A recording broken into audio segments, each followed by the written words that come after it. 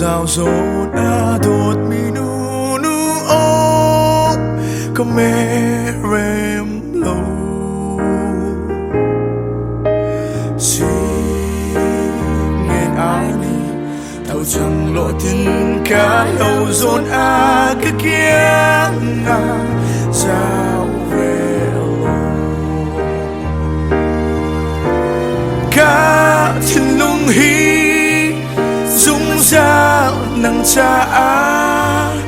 chúng ta ba lại vì na thế bia can câu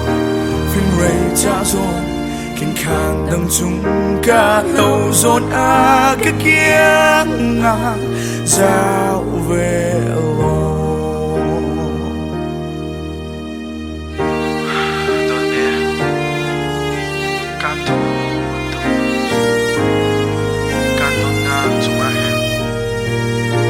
lạc thế này lúc sao thì nó cũng ngon Tuan ngày tôi về tất cả chỉ riêng giúp lạc cái tương lai mo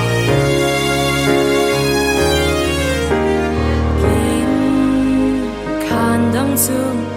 cây khô ra ruột in du cả chim son nắng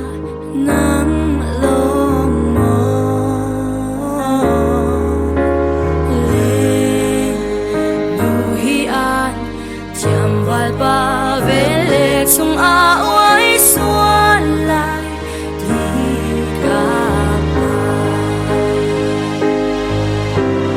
cả trên lung hi dung ra nắng ra dung ra ba lệ ai vì na thế bia căng căng phim ray trả dồn khang đằng chung cả lâu rồi